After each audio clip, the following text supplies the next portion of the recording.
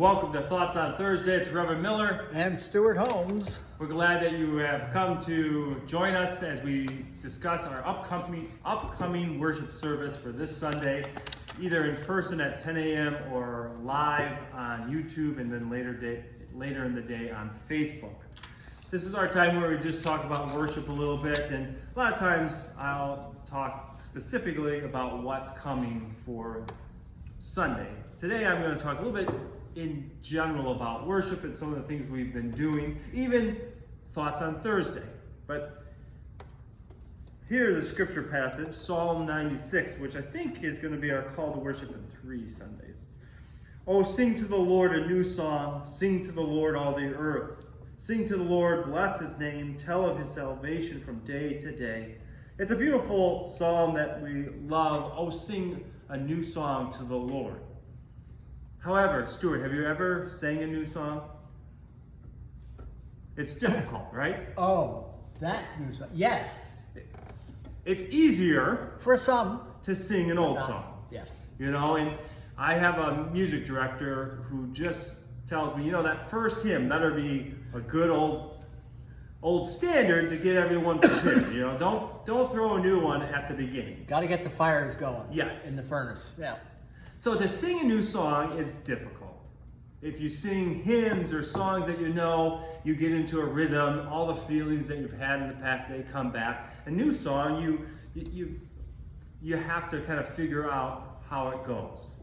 And even musicians, right, they'll do sight reading, not so that you're great at sight reading, but to develop skills and an ability to adapt more. So there is a benefit to singing a new song, even though it may be difficult. COVID and also the changing of music and changing of worship styles throughout the American church has caused most of us to have to sing a new song and adapt in some ways. And we try to keep the things that are very meaningful to us the same, but change a few other things. And one of those changes has been technology with video, Thoughts on Thursday, but on Sunday morning to have a live stream service. That was pretty high tech, and we're able to do that now. Not in the same as like the Hour of Power or a television show that has multiple cameras. So all those new things, they do change what we do in worship and make us think about. And so a few years ago, a year and a half ago, as a congregation, we decided we would arrange the sanctuary a little bit differently and try some different things. Stuart and I got a little lazy. We haven't made a lot of changes of late. So we're going to start looking at, moving things around a little bit, but also changing a few elements in worship each Sunday, or try it for a few Sundays to see what works. We are willing to have feedback on that. But I'm setting some rules, Stuart. Uh-oh. The rules are this. If you can say, oh, that makes me feel uncomfortable, or you can even say, I don't really like that. We just don't want to hear, oh, go back to the way it was.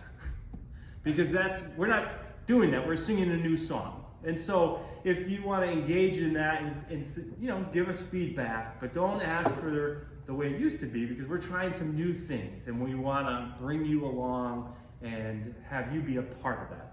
That's what, worship is not just Stuart and I doing something, but all of us together. And so in the next few weeks, you'll see some subtle changes, maybe bigger changes, and we'll be discussing those just to see what works for us here at Old Paramus. And one of the changes, we brought our old pulpit furniture back for more flexibility on the stage. We moved the organ out, moved some screens, and we'll continue to think about that with the balance of what looks good here in person, but also on the video for those who are at home on YouTube or Facebook. Right. So sounds good. And Stuart's fine as long as the first hymn we sing is singable. Well, yeah. That's my answer. Yes. That's your yes. Okay. So those are my thoughts. I'm looking forward to it. The ability to be creative and to worship God in new ways, I find exciting. I hope that you'll find it more exciting than scary. You know, while you were talking about that, it comes to my mind is that musically we are constantly stretching that new song issue. Although we repeat a lot of anthems for choirs over the course of a year, I'm always looking for new music. And somebody asked, well, why do you have, you know, a couple $100, $300, whatever, in your budget for new music? Can't you just use the old music? Well, you know, not only has the dynamics of the choir changed over the last decade, but so have the tastes of, you know, what is good. The music that was back in the 50s, a lot of those anthems sit in our library and we don't use them because they're just no longer what they were before. And it's not because we don't sing them, it just is our, the tastes have changed corporately, the whole group. And you know, there have been times when I've said to a congregation, I'm coming out to the middle to sing some psalms, and I would chant a psalm. I was thinking while you were talking, oh, sing a new song to the Lord. One of the beautiful hymns in our hymnal that we often used to do with the congregation. Haven't done that in a while. Okay. May pull that back in.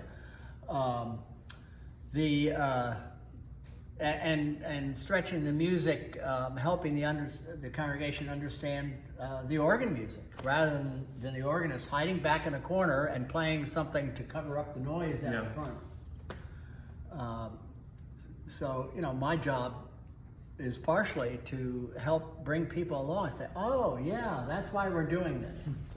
And life is always evolving and changing. If we even look, I did a historical presentation almost a month ago with Arlene, and if you looked at our current sanctuary has changed. This organ alcove, this is the third or fourth rendition of that. The choir used to be in the balcony. The organ used to be out in the balcony. You know, I'm trying to get the organ out in the driveway, you know, but I haven't won that one. You're not going to win that one. Okay. Not with me.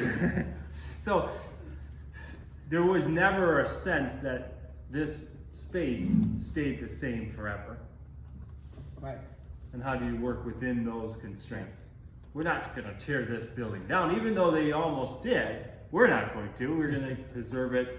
And one of the things that struck me kind of funny when I did the historical presentation, they raised and lowered the gallery, the balcony, like 3 or 4 different times. Oh. There's songs where they raised it up, it was too high, they lowered it, you know. So a thing that we look at here and think it's the same, it's been higher, lower. Well, I didn't know that. Yeah. Wow. You learn things. Yeah, once in a while, yeah. Okay.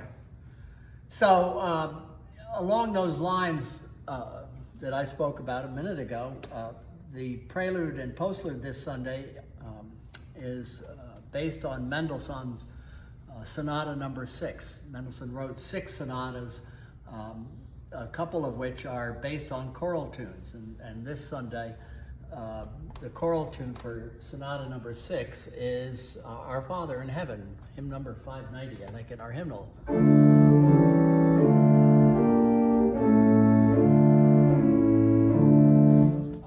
And I'm encouraging the congregation to open up their hymnals and take a look at that. Mendelssohn does some wonderful things with that. His second variation on that.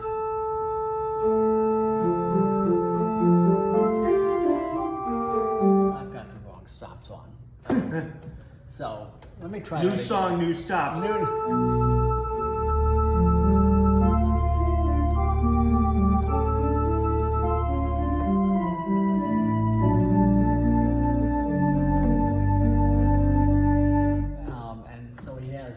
Series which I'll be playing.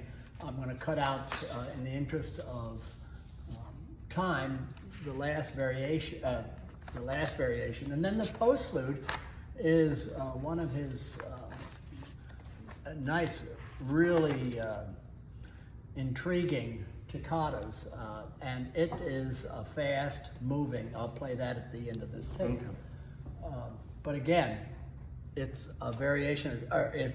It's my attempt to say to the congregation, look at this hymn, look at the text, and listen to what Mendelssohn did with it. Okay. Interesting. That's all I'm saying. Okay, that's all you're saying? For Those now. are our thoughts. We're glad that you have joined us today. We hope to see you in worship either in person or through YouTube and Facebook. And have a great day.